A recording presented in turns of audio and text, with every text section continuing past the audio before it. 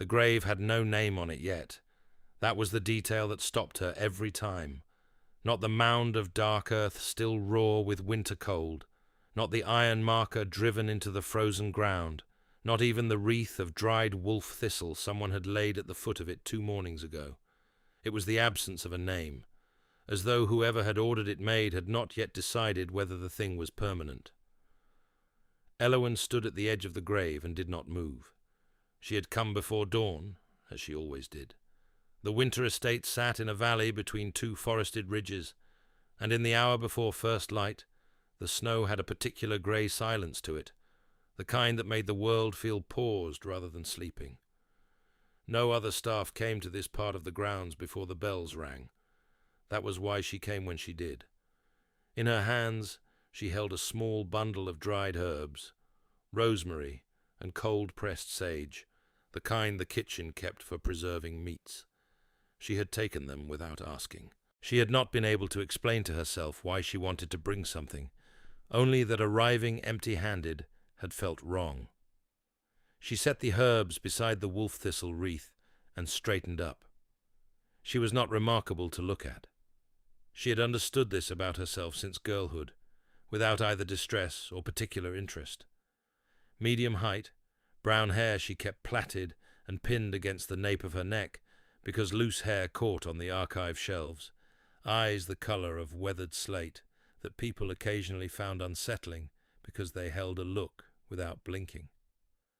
Her hands were the most notable thing about her, long-fingered, ink-stained at the first joint of the right forefinger, in a stain that had not fully faded in 6 years, calloused at the heel from years of pressing quill to parchment in cold rooms. They were precise hands, the hands of someone who had never needed anything to be softer than it was. She had not known King Vorden well. That was the truth of it, the plain and honest truth, and she held to it as she stood there in the cold. She had not known him, not really. He had been the Alpha King of the Northern Reach, ruler of the winter estates, and the mountain territories, and the great council chamber in the capital 3 days' ride south. She had been a record-keeper in his household for 11 months. She had seen him at distance. She had heard him give orders.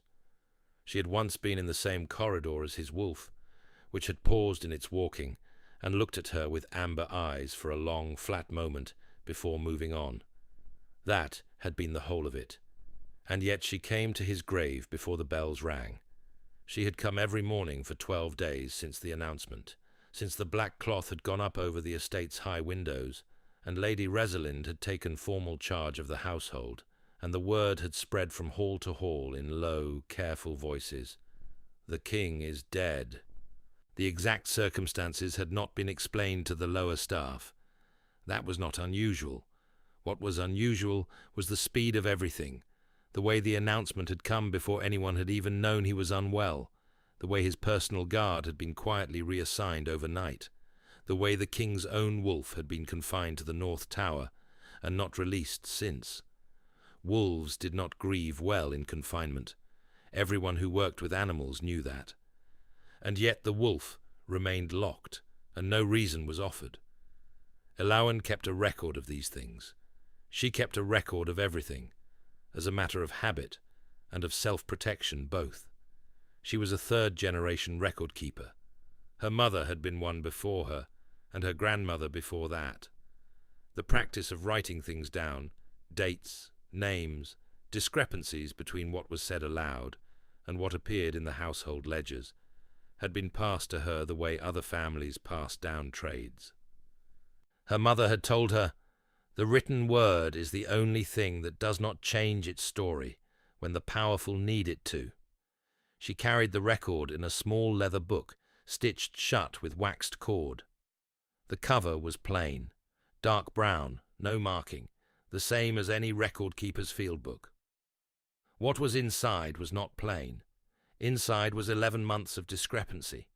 Deliveries received that appeared in no supply ledger, payments authorized to names that did not appear on any household register, and, most carefully noted, most troubling, a series of entries in a handwriting she had identified as Lady Resalind's personal cipher, recorded in the household medical records against the Alpha King's name, beginning 6 weeks before his death was announced. The entries concerned a compound Elowen did not recognize. She had spent 3 evenings in the estate's small apothecary archive looking for it. She had found nothing. She had not told anyone.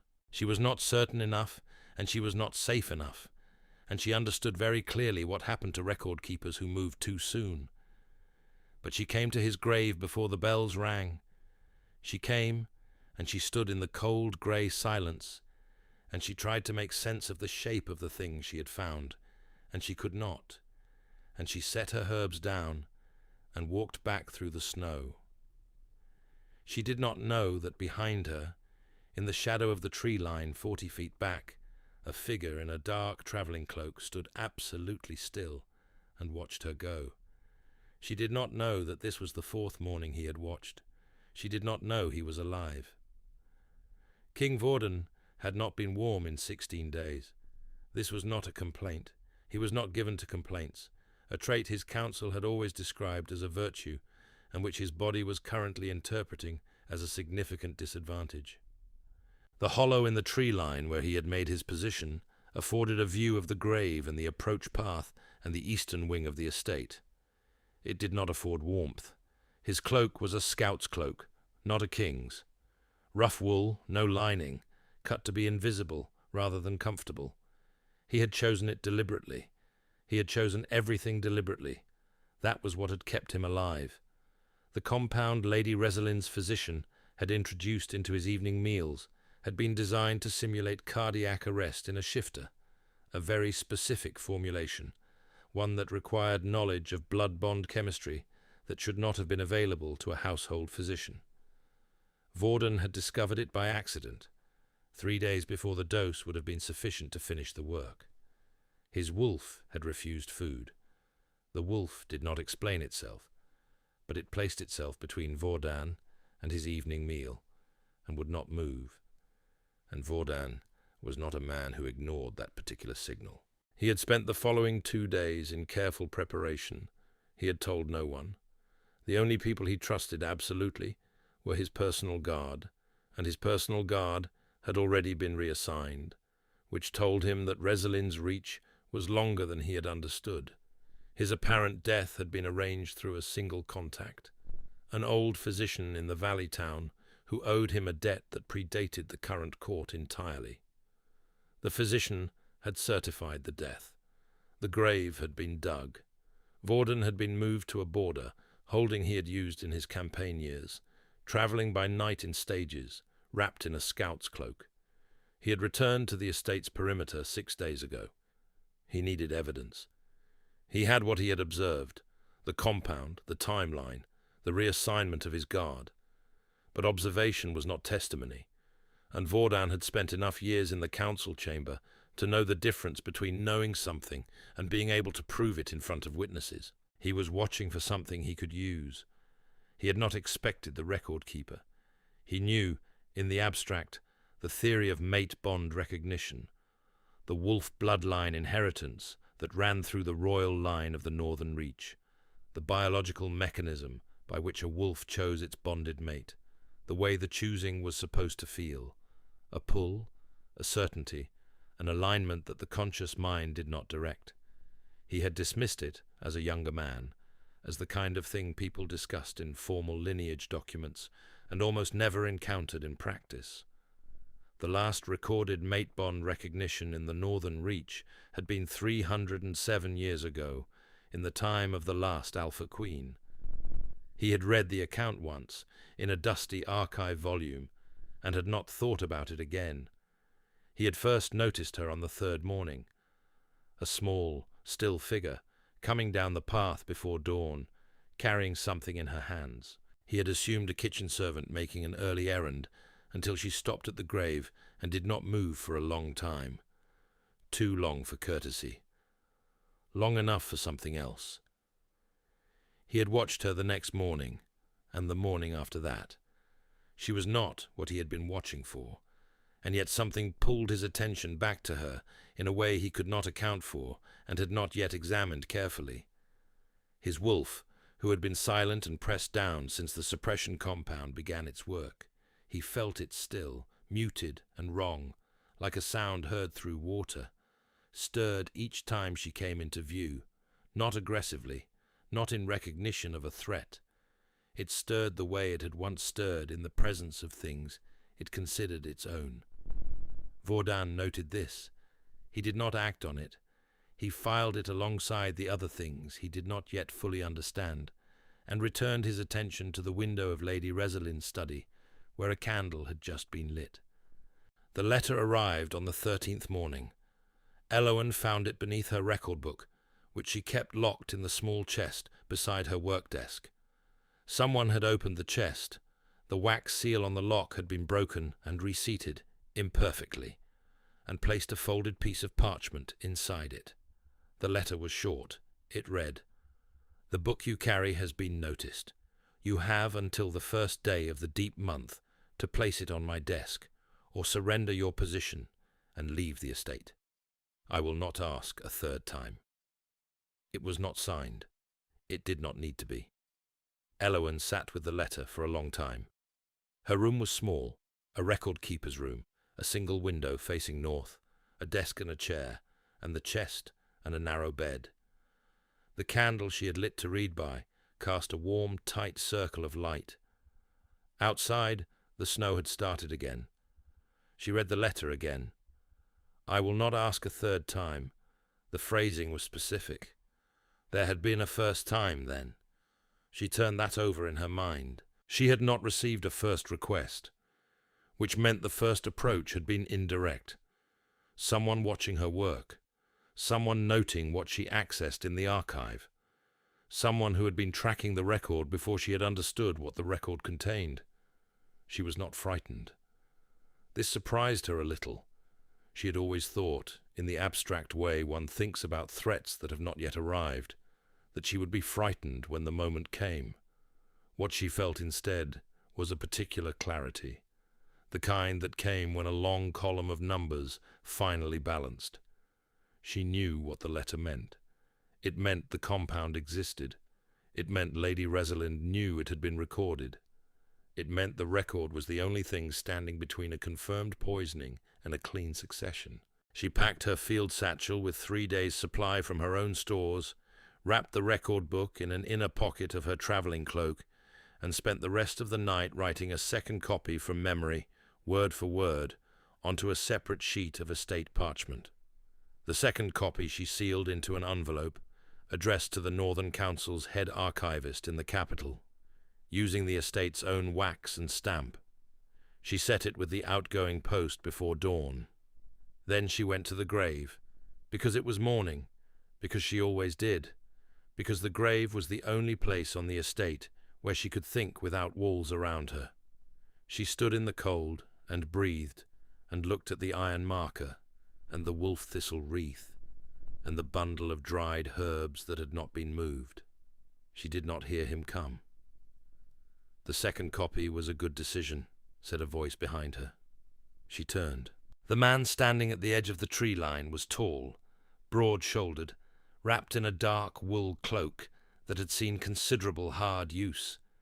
His face was angular and weathered, dark-stubbled, and there was a scar running from the outer edge of his left eye to the corner of his jaw that she had not been close enough to see from a corridor's distance in 11 months of employment. His eyes were the colour of iron in low light. She knew who he was before she had finished turning. She did not make a sound. She had learned, early, not to make sounds that she had not decided to make. King Vaudin, the Alpha King of the Northern Reach, the man whose grave she had been visiting for 13 days, stood in the snow and watched her with an expression that was not quite anything she had a word for. "You are not dead," she said, because someone had to say it. "No," he agreed. "The compound," she said, "in the medical records. I wrote it down, but I could not identify it." Something shifted in his face, not surprise exactly, something more like recognition. "Describe it." She described it. She had memorized every entry in the record book. She did not need the book to recite the cipher notation, the volume measurements, the dates. She recited them in order, steadily, the cold air making brief white clouds of her breath. When she finished, Vordan was quiet for a moment. "It is a shifter-specific cardiotoxin," he said, "compounded from 2 plants that are individually harmless. Combined correctly, in the right sequence, the effect is indistinguishable from natural cardiac failure in a wolf bloodline. You would need training in bond chemistry to know the formulation. And Lady Resalind's physician has that training. He spent 4 years at the Aralith Academy before he entered private service. I know this because I reviewed his record when he was hired." A pause. "I did not look closely enough at who paid his academy fees." Elowen looked at him steadily. "Who did?" "Lady Resalind's family, 12 years ago." The snow fell between them, soft and even. "I have sent a copy of the record to the Northern Council's head archivist," Elowen said. "It will arrive in 2 days. The original is on my person." Vordan looked at her for a long moment. "You did this before you knew I was alive?" "Yes." "Why?" She considered the question honestly. "Because the record was accurate. Because accuracy has a claim on action, regardless of whether anyone asks for it. And because your wolf looked at me in a corridor 11 months ago, and I could not explain the look." Something passed through his face that she could not name. "My wolf," he said quietly, "has been suppressed since the compound began. I have not felt it clearly in 6 weeks." He looked at her, and then past her, and she understood without being told that he was feeling for something that was not entirely available to him. It is less suppressed than it was at this moment. Elowen looked at the grave, then back at him. "You need the original record," she said, "and you need to be in front of the Northern Council before Lady Resalind's letter about me reaches anyone who matters." "Yes." "Then we should leave before the morning bells ring." They left before the morning bells rang. Vordan had a horse stabled in the valley town, 3 miles down the pass road, under his contact physician's care. Elowen had her satchel and her record book, and her travelling cloak, and a particular quality of forward motion that he noted and filed without comment. She did not ask questions she did not need answered. She did not fill silence with noise. She matched his pace in the dark without complaint, her breath steady, her boots quiet in the packed snow. They were halfway down the pass when the sounds began behind them. Not one set of hoofbeats. 3. Elowen heard them at the same moment Vordan did. She turned her head a quarter turn, checking, then kept walking. He approved of this. "Resalind's outriders," he said. "She found the room faster than I expected." "The letter," Elowen said. "I left it on the desk. She would have wanted confirmation that I had read it. When her messenger found the room empty, she would have known the book left with me." "How long to the valley town?" "At this pace, 40 minutes. At a run through the pass, possibly 30, but we would be heard on the road, and the snow is broken on the eastern path. There is a shepherd's shelter 200 meters east, in the rocks above the tree line." She looked at him. "You have been walking this perimeter for some time." 6 days. "Then you know it better than they do." "Yes." They left the path. The shelter was barely a shelter. 4 stone walls, a timber roof holding 2 feet of snow, no door. They pressed inside it and went still, and Elowen listened to the hoofbeats pass on the road below, 3 horses moving fast, and then slow, and then stop. Voices, low and urgent. The sounds of men checking a path, and finding it continuing without branch. She and Vordan stood in the dark of the shelter, and did not speak. She was aware of him very close, the warmth of a large body in a cold space, the sound of controlled breathing, the mate bond. She did not know to call it that yet. She felt only that the air between them had a quality to it she had not experienced before, like something waiting to be named. The hoofbeats resumed, and moved south, down the main road. They waited 10 minutes. Then they moved. The Northern Council convened in emergency session 4 days after Elowen and Vordan arrived at the capital. The head archivist had received the letter. He had not opened it. He had, correctly and by protocol, held it sealed against the sender's arrival.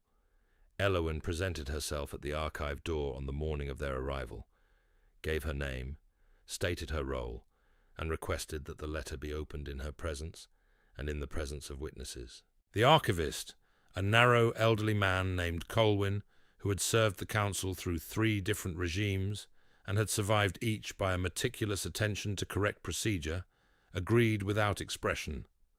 The letter was opened. The contents were read aloud. 2 witnesses confirmed the wax seal had arrived intact. Vordan presented himself to the council on the 2nd day.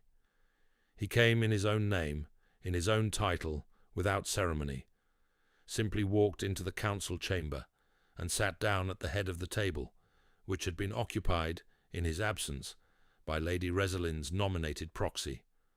The proxy stood. Vordan looked at him mildly, and did not.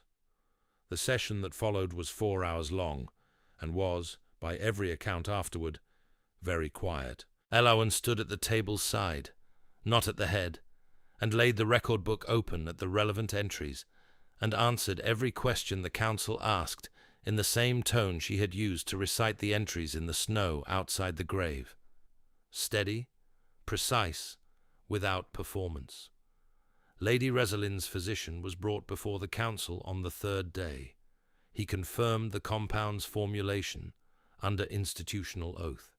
He confirmed the academy funding. He confirmed the date on which he had first been instructed to administer the preparation. Lady Resalind herself was brought before the council on the 4th day. She walked in dressed as though for a formal occasion, which Elowen noted with a particular attention. The dress was a strategic choice, a signal of legitimacy, of assumed standing, of a woman who expected to be received as a peer. She looked at the council members, and then she looked at Vordan, and the look on her face, for a single moment before she composed it, was not fear. It was the specific expression of a person who has understood that the calculation was wrong and cannot yet account for where. Elowen set the record book on the table. She did not speak first. She waited for Lady Resalind to find the shape of the room and understand it. She wanted the understanding to come before the words did. She had found, in 11 months of record-keeping in a complex household, that the moment of understanding was more clarifying than any confrontation. When Lady Resalind's eyes settled on the record book and stilled, Elowen began. She laid out the entries in order. She cited dates, volumes, handwriting identification, and the archivist's confirmation of chain of custody. She presented the physician's testimony summary as entered into the council record. She cited the academy fee payment dating 12 years back. She was thorough, and she was not angry, and she did not raise her voice.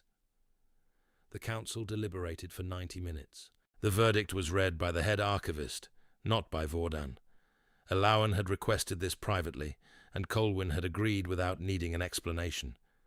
The verdict was Vordan's to pronounce on one level, but she had understood from watching the council's faces during the session that what they needed to see was the institution functioning, not the king, not the woman, but the structure itself, holding the weight of the evidence.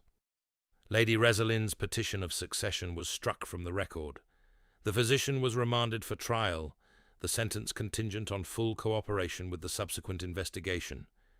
Lady Resalind was remanded to custody, to a holding house in the eastern quarter, maintained by the council for exactly this purpose. The archivist read the terms with the particular flat precision of a man who had read similar terms before, and would read them again.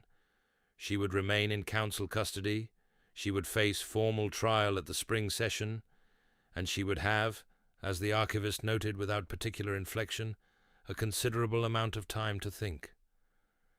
Elowen stood at the table and felt the long column of numbers balance at last. She did not look at Vordan. He was looking at her. 3 months later it was ordinary. Not entirely ordinary. There were still council members who did not quite know what to do when Elowen walked into a formal session. Still a particular sidelong quality to the way certain older household staff addressed her. Still mornings when she caught herself checking over her shoulder on a staircase out of habit. The habits of 11 months in a threatened position did not vanish because the threat had been formally struck from the record. She allowed herself this. It would pass when it passed. What was ordinary? The wolf. Vorden's wolf had been fully suppressed for 6 weeks and had taken, according to Vorden's dry accounting of it, approximately 3 weeks after the suppression compound left his system to feel like itself again. Elowen had not been present for this process. She had been occupied with the council proceedings and the subsequent formal documentation, which was considerable and which she had volunteered to manage because Colwyn's archive staff were meticulous but slow, and she was faster and better, and she saw no reason not to say so. On the morning of the 4th week, the wolf had found her. She had been sitting in the archive antechamber with a stack of bound testimony records when she became aware, without fully understanding why, that she was being watched. She looked up from the records. The wolf was sitting in the doorway. It was very large. She had known this in the abstract, from corridor sightings, but the doorway gave it scale. It sat with the particular stillness of a large animal that has decided to wait, amber eyes fixed on her with an attention that was not quite an animal's attention, and not quite anything else. She set down the record she was holding. The wolf waited. She said carefully, "Hello." The wolf's tail moved. Once, slowly, in a long arc. She had looked this up afterward, in the estate's archival records, the historical register of wolf bond behavior, the kind of text that gathered dust because it described things that no longer happened. What she found, in a volume so old that the spine had been rebound twice, was a passage describing a specific behavior that had not been recorded in the northern reach since the time of the last Alpha Queen. The passage described a wolf bond tail movement directed at a person outside the blood family. It described the circumstances under which this had historically occurred and the institutional weight it carried, and it noted, in the precise language of an old archivist who had clearly found the subject as interesting as Elowen now did, that this behavior had not been observed in 307 years. She brought the volume to Vordan. He read the passage. He closed the volume and looked at her for a moment, with the expression she had learned to read over these weeks, as his equivalent of a great deal of feeling being processed very quietly. "The bond was suppressed," he said. "The compound was designed to prevent recognition. The wolf apparently declined to comply entirely. Even in the corridor," she said, 11 months ago. Even then, she thought about the grave in the snow, and the mornings before dawn, and the strange compulsion she had never been able to account for. She thought about the bundle of dried herbs she had set down at the foot of an iron marker, with no name on it, and the way it had not felt foolish, and the way she had not been able to explain why. She thought about the shelter in the rocks above the tree line, and the quality of the air in the dark, and the feeling of something waiting to be named. The mate bond she now had a word for. The bond that the compound had been designed to suppress, that the record's existence had helped to expose, that had stirred in a wolf's amber eyes in a corridor 11 months ago and quietly, stubbornly, declined to be fully extinguished. 307 years, she said. Yes. The archivist will want to record it. Colwyn will want to write an entire volume about it, Vordan said, with the dry flatness she had come to understand was his version of warmth. She looked at the wolf, who had not moved from the doorway. It looked back at her with the patient, unhurried attention of something that had already decided and was simply waiting for the rest of the world to catch up. "You are going to ask me something," she said. "Yes." He told her things she had come to understand, as a form of intimacy, as the closest thing he had to the kind of openness that did not cost him visibly. He told her about the council sessions from the previous day, about his complicated relationship with the eldest council member, who had known his father and could not always separate the two, about his considered opinions on the state of the northern roads, which were worse than any road in a functioning realm had any right to be, about the wolf's preference for the archive antechamber, which was warmer than the rest of the lower hall, and smelled, apparently, of something it found acceptable. She had come to understand that these accountings were his version of reach. He did not have words for the other kind, or he had them, but they arrived slowly, at cost, with the particular care of someone who had learned that words given carelessly were words that could be used wrong. He asked her to stay, not as a command, not as a king addressing a member of his household.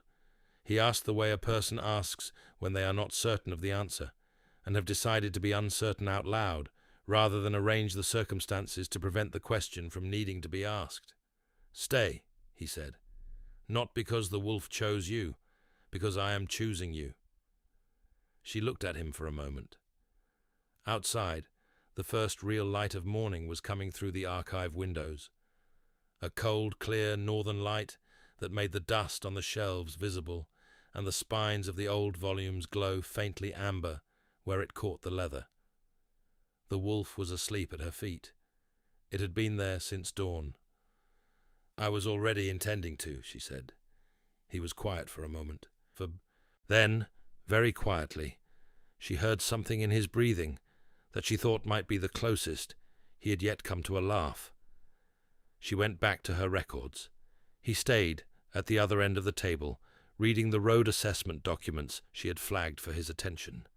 The wolf did not move. It was not remarkable anymore. It happened every morning. The impossible had been patiently made ordinary, and it was enough. It was more than enough. It was everything. Have you ever been the only person who stayed, even when staying didn't seem to make sense?